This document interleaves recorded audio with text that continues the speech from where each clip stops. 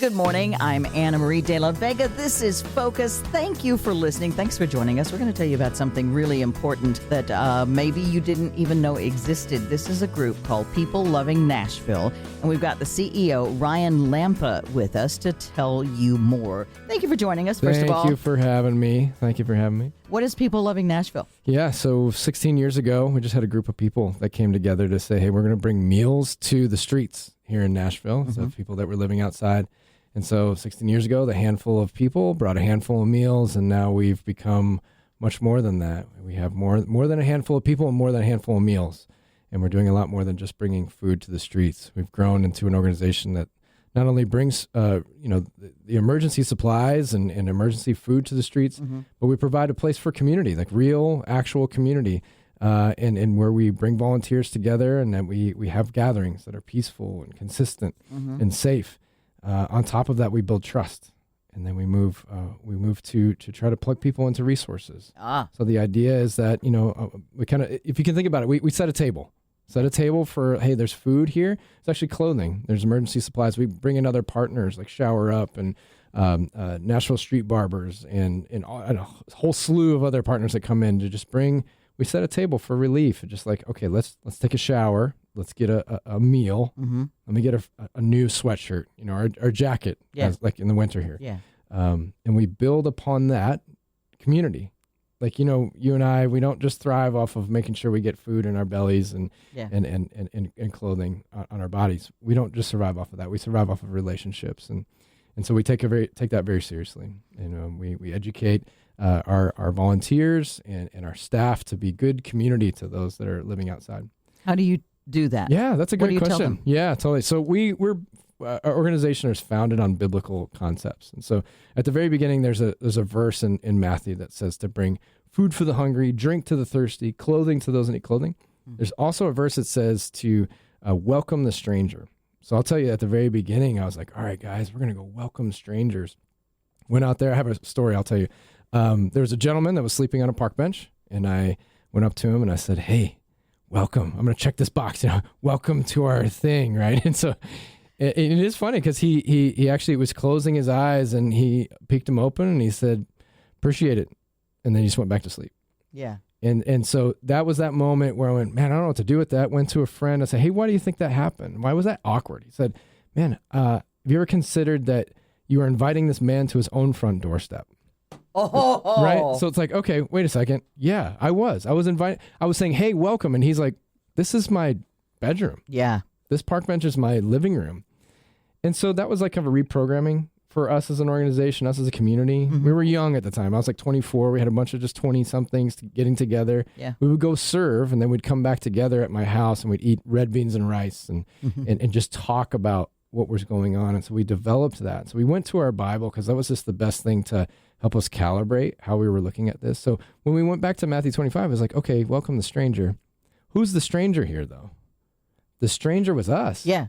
We didn't live outside. We came and visited for like an hour and a half once a week. So we went, okay, if we're the stranger, we're being welcomed, because we were. How do we be a good stranger? Oh, right. So it was a kind of a switch for us, because we came in with thinking like, oh, we're gonna go change the world, and a lot of times, yes, we're doing great things, but there's a lot of this that we've just learned from the streets, and so it's a two-way street here. This isn't just us bringing stuff to the streets. There's real communion of people. So back to how do you be a good stranger? In Romans 12:15, it says to weep with those that are weeping, rejoice with those that are rejoicing. So that's one of our leading verses too. Is okay, however your spirituality is with this. I mean, I think it's kind of a universal thought of like, if you're going through a great time, you probably want people to celebrate with you. Yes. And if you're going through a tough time, not everybody wants to have the silver lining person like right away. Yes. I know that in my life when I've had really tough times, I don't want people to be like, hey, let's look at the silver lining. You're it's like, all going to work out for good. Yeah. And you're like, hey, can I just take a minute and cry about this or just be mad about this? Yes. And so we said, all right, let's just do that. Let's just weep with those that are weeping and rejoice with those that are rejoicing.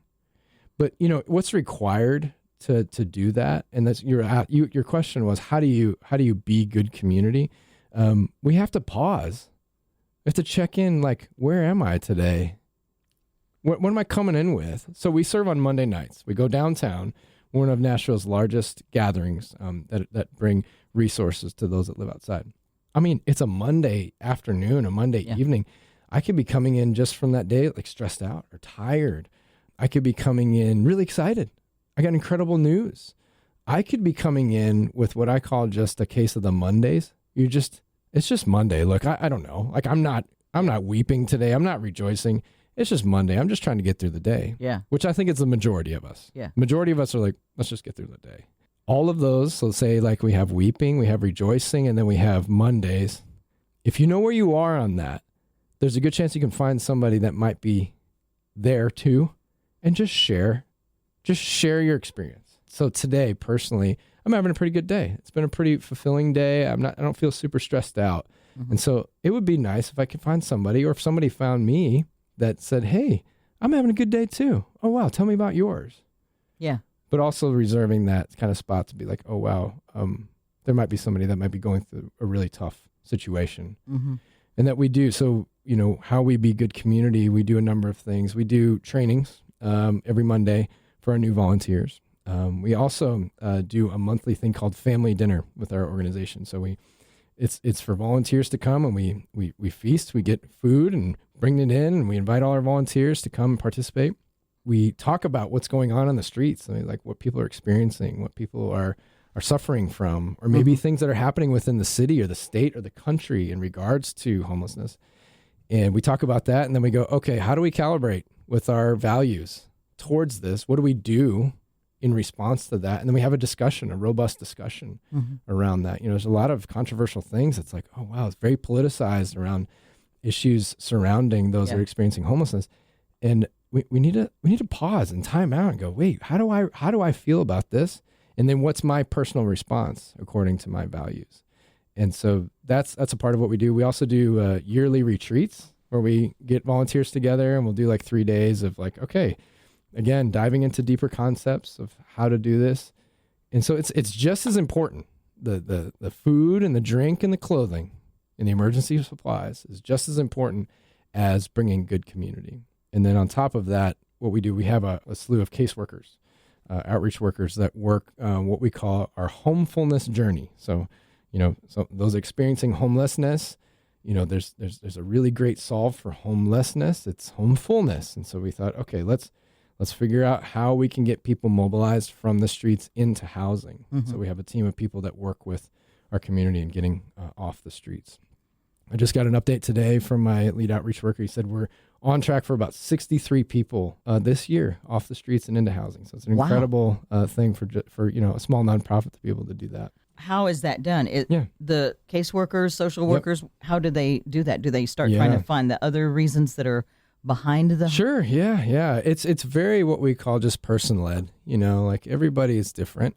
There's shared experiences for sure. There's certain things that will trigger homelessness. There's certain things that will sustain homelessness. What we found is that there's a lot of co-occurring circumstances that kind of add up to resulting in somebody that has unstable housing. Like what? I don't want to interrupt, but it could be a lot of things. What we come across sometimes tragedy, life tragedy of death or some sort of accident.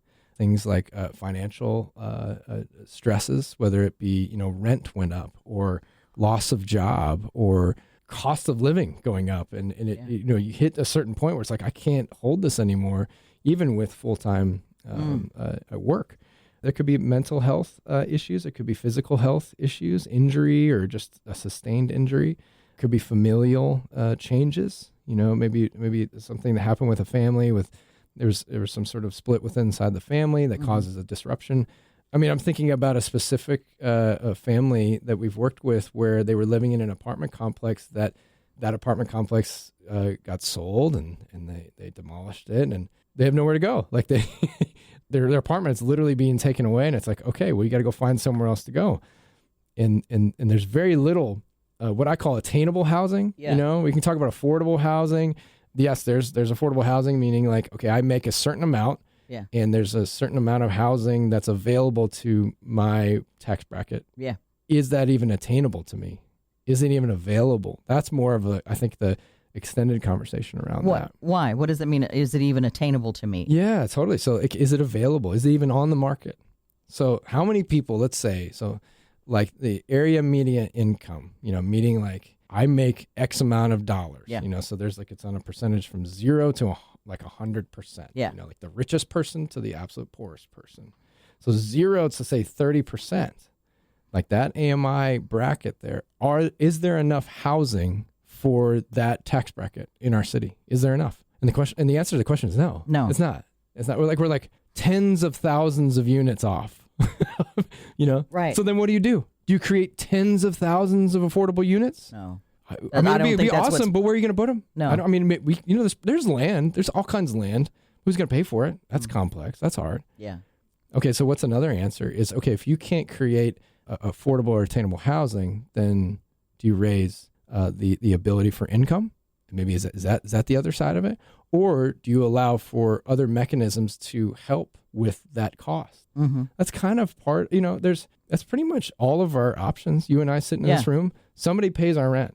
Yeah. It's either us or somebody else. Right. Is there any other options? And if there were affordable housing across town or in another area and you do have a job here. Yes. And especially if transportation might be an issue. Absolutely. Are you going to be able to drive from here to for an hour drive each way? Absolutely. I live in East Nashville. Yeah. So I looked into a bus of just getting somewhere around downtown, and it was an hour on the bus. And I'm like, look, I'm not really complaining about that. Hey, at least we have a bus system to get us there. Right. Now, can it be more efficient? Can it be better? And I know the city's working on that, and I think that's a wonderful idea. Yeah.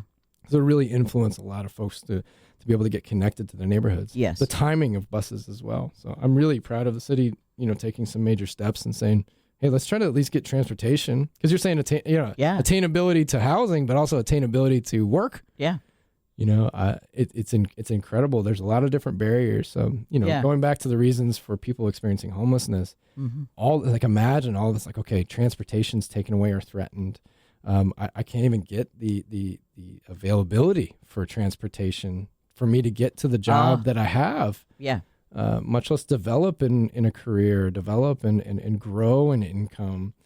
So if the income doesn't grow, but yet my expenses or rent goes up, I mean, the bubble's going to pop. Yeah. So there's a lot of different complex issues, I think, that are surrounding those experiencing homelessness. And I can't tell you, there's not even if you look at the statistics of like, okay, you can bracket folks into, okay, this is a mental health issue or this is a job loss issue. You can bracket those in, but man, we're talking about human beings here. They have lives and they have dynamic and real things that are happening. Yeah. And so us as an organization, we embrace that. We're like, look, okay, we realize that all these different issues are going to be different. Mm-hmm. And so we're very like person-led. I'm not going to tell you what you need to do. I'm going to say, you're the pro here. I'm just a helper. So another one of our scriptures that we listen to is Isaiah 61. And parts of that scripture, it turned us on our head again. Like it's like we've just developed as a group of people, right? Where it flipped us up was like in Isaiah 61, it talks about like different characters in that story, in that particular chapter. So there's a character of God, there's a character of the helper, and there's character of those that are being helped. Because I'm not going to tell my friends that I've known for years, like how to rebuild their life.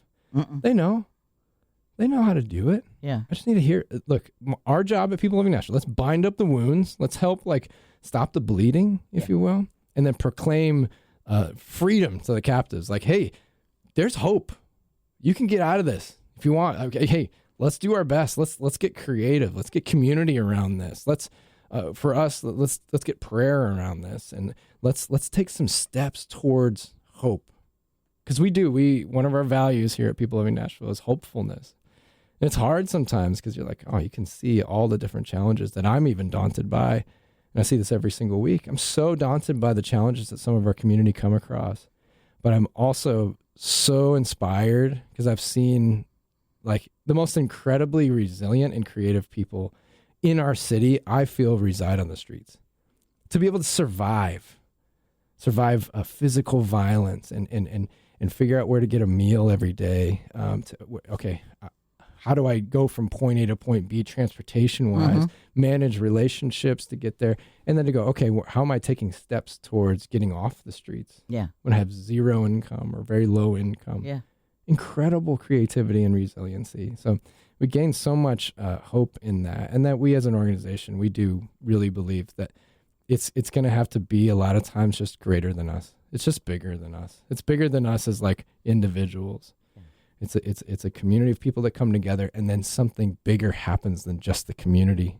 We've seen it, just like the rebuilding of devastations of lives that have just been so, things being taken away from our community, things that have been threatened. And then we've seen miracles of like, whoa, where did that resource come from? And miracles of strangers coming to help. That's another thing. And we're like, whoa, it just ties into these biblical things that we have read this whole time. And we're like, oh my gosh, our minds are blown all the time. That has to help you feel like we're in the flow, we're on the right path. Yeah. When things start flowing beside you and with you, and you're all going the same way. Totally. And when things go awry, because like it's like you can like look at it as a compass. This is our compass, because it gets really foggy sometimes. Like I would love to say that everything is just so linear. You go from point A to point B. Totally. No.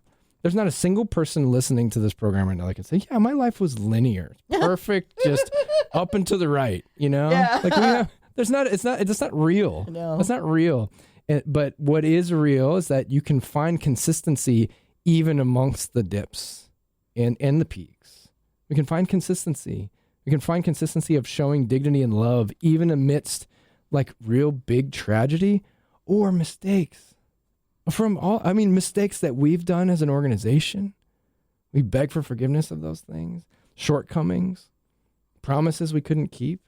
Like we would want that. We would want the benefit of the doubt there to go, yes, okay.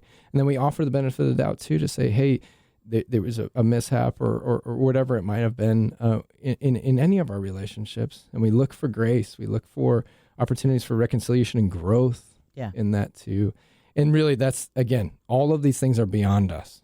But as I see, it's kind of like a big, it's a puzzle, if you will. All these little pieces kind of fit together, and somehow it makes sense in the end, even amidst great sadness. It's like a beautiful symphony coming together. Mm-hmm. We're like, I don't know, just when you said that, I thought of like, you know, when you go to the symphony at the beginning, they like tune, it's like, it's just like really annoying. And then all of a sudden it's like, it just kind of comes together. That's what it feels like sometimes. We're out of tune, and then the attunement comes. And you're like, whoa, that's what this was for. Yeah. And somehow this made sense. Somehow all this came together. If you're just joining us, thank you. First of all, I'm Anna Marie, and this is Focus, and we're talking with Ryan Lampa, the CEO of People Loving Nashville. Is it a nonprofit? Yes. Yep. We're a 501c3. Yep. We take donations and all different kinds of things. So right now in the winter, we take physical donations. There's a bunch of different drop-off spots. $5 donuts, if you've ever heard of them, like some of the best donuts in town. A lot of their stores actually take donations for us. So we're really grateful for them. If you're downtown, the Batman building, you can drop off donations down there. We have a drop-off bin there and a number of different places. You can find it on our website, peoplelovingnashville.com. Peoplelovingnashville.com. Yep. And we also take, monetary donations. We're in our biggest fundraiser right now. We're trying to raise $200,000 right now to continue parts of our organization. And so, again, we bring relief to the streets, food and drink, emergency supplies. Mm-hmm. We bring these community efforts that it does take resources to get there. We're training volunteers. We're trying to bring in real education to our community to inspire them and educate them on how to participate in this. We also have a group of caseworkers that walk from homelessness to homefulness, and then our last thing I was talking about was this, what we call restoration. So those that used to live on the streets, now moving into housing. There was two things that they were asking as we were moving folks into housing. They're like, hey, listen, this is what we need. I need a place to heal and a place to work, because living outside was really, really tough. And I don't have anywhere to bring all these feelings and thoughts. And so if you guys could help us out with that, would be great. So as we do, we sit, we pray, we listen, we go, all right, we respond biblically and say, let's do this. So back to that Isaiah 61 idea is that those that once suffered will rebuild the city. We're just going to be there to bind up the wounds and proclaim freedom, right? So then what that looks like tangibly for us is that we actually started a coffee shop. So it was 2 years ago where we started a roastery, and we just wanted, again, the requests were a place to heal and a place to work. It's like, all right, so let's bring another team of caseworkers to come around the healing part, healing of mind, body, and soul, all led by the person that we're working with, and then a place to work. So we were like, hey, we love coffee around here. Let's go buy a coffee roaster and start roasting coffee. And so we started Paradiso's Coffee Company 2 years ago. This year, March, in 2024, we opened up our brick and mortar here on West End. So it's connected to the Cumberland Transit, the best outdoor store in town, across the street from Centennial Park. And we roast coffee there. We serve it. It's owned by the nonprofit. So all of the proceeds, all of the profits from the coffee shop come back into providing meals and relief to the streets. And then we're employing folks that were formerly living outside in the coffee roastery. So they're roasting the coffee. So every bit of it, you have some sitting here on your desk right now. So thank you. I love it. So it's freshly roasted. It's all like single origin. We take it seriously. We're kind of bougie with our coffee. We like the fancy stuff, so it's not, it's very, it's meticulously roasted and it's beautiful. So it's an awesome opportunity for our folks to learn a new skill, but then find a place to live and to work and to heal, and then that's promoting longevity. Now, actually, our hopes, if some folks want to stay in the coffee industry, great, that's awesome. But most of our folks are like, no, I have other dreams, and so everything from like, gosh, some people are like, I'm trying to rebuild my family. To other folks that are like, I want to become a mechanic, and they're going off to auto diesel school. So many different dreams that come through our restoration program. Yeah. So it's been really beautiful. Again, 16 years ago, I could have never written this. Nobody could. It's just been a development. The thing has been growing, and I feel like where it is right now, it's really special because you can see now this kind of circle. It's like it's circle of life, I guess you could say. It's like we serve a meal on the streets that leads to trust and community, and then it goes, okay, once that trust is established, let's get you connected to resources. Let's get you into housing. Okay, walk with our community into housing. Once in housing, hey, do you need a place to heal and work?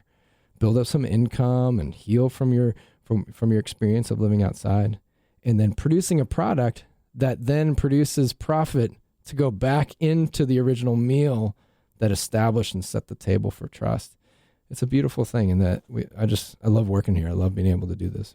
It seems like one of the things that has to be devastating about living on the street and not having a job, for example, might be the feeling of not being worth anything, not being able to contribute, I can't help anybody else because I can't help myself. That seems like that must be helpful to their souls. Yeah, totally. Like, look what I'm doing. Yeah, I'm look at this. Yeah, doing this job, and it's giving back to the thing that helped me get my feet back on the ground. Absolutely. We've definitely seen that. It's funny too. I think what we will probably see more is that there's a real self-awareness of, I have something. I have a lion inside of me. I have a roar that I want to share with the world. Where do I put this? That's a lot of times at least what I'm seeing personally with the folks that we're serving, and the folks that are coming through the coffee shop, or even the folks that we're serving still outside. They're like, no, I have a passion. There's something inside of me, and I need to know where to put this. And I think that's anybody in this world. I think we all have a God-given, like a rally cry, like a scream inside, like a beautiful voice of something to do and something to say. Our rally cry, for instance, is for our organization. We want to help people find purpose, peace, and rest. Purpose, peace, and rest. And the way to get there, obviously, yes, stabilization in the housing. Yeah. If you're living outside, housing is going to be very, very key. We participate in that, like, hey, let's get into housing first.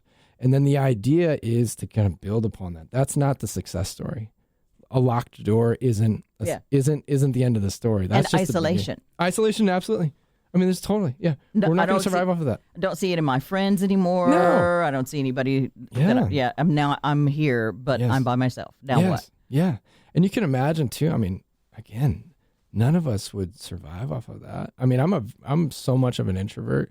I love being by myself. I love being in nature and things, but I can't be in that for very long.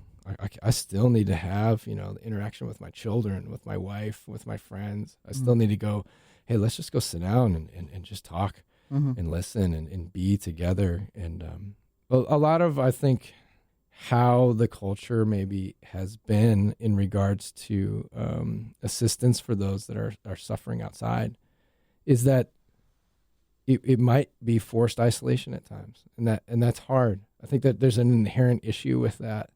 So we take community pretty seriously, but that's a hard thing to keep. But it's beautiful on Monday night. So last 16 years, we committed to saying we're going to do every single Monday night on the streets for as long as we can do it. So last 16 years, we actually haven't missed a Monday, not one Monday. Wow.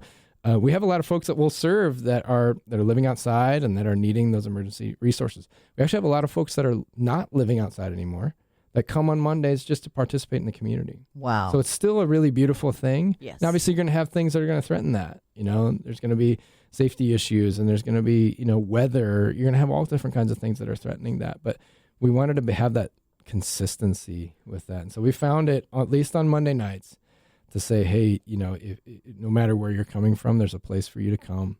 And it's a beautiful thing. We serve about 300 to 400 people every single week just at that outreach. And we have other outreaches now throughout the week. So that outreach on Monday is where? It's on Gay Street Connector. So it's just like on the river. If you go on Broadway, hit the river, take a left, and there's another side street. We've worked with the Department of Transportation here. Thank you, Nashville DOT. Shout out to Diana over there. Thank you so much for allowing us to be able to do that. So every Monday we actually we get the entire street of Gay Street Connector, and we bring all of our resources, invite our friends. We have, like I was saying, we have Shower Up, amazing organization that brings free showers to the streets. I've interviewed them. Oh, you have? Wonderful. Wonderful. Yeah. Paul over there's incredible friend. We have a Nashville Street Barbers.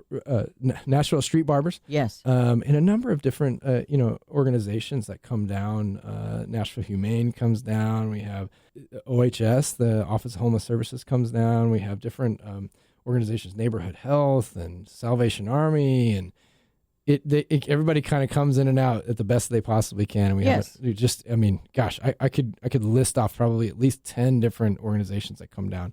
It's like a block party, Anna Maria. It's a block party down there. We got music going on. We got cornhole. People are throwing footballs, and it's a really wonderful time trying to hold a little bit of light in the dark places. I think that's about where we stop this. Okay. That went fast. Unless you have anything else that you feel is important to add that I've not asked you about. No, I think we covered a lot. A little bit of light in dark places. Yeah. Like this thing is, again, it's beyond us. Like we're just like, hey, let's just be humble stewards of this. And do the best we can with what we have, and we want to bring the community into this. That's probably what I would say. In the end, we love having the community, no matter wherever your belief system is. I know we lead with biblical leading, but we have so many folks that are like, you know what, not so down with that Bible stuff, but we love what you're doing over here. Hey, come on, like come join us. We have a wonderful, we house between 70 and 100 volunteers every single Monday. So if people are like, oh, yeah, you guys are good on volunteers. No, hey, come, especially when it's cold. Especially when it's cold.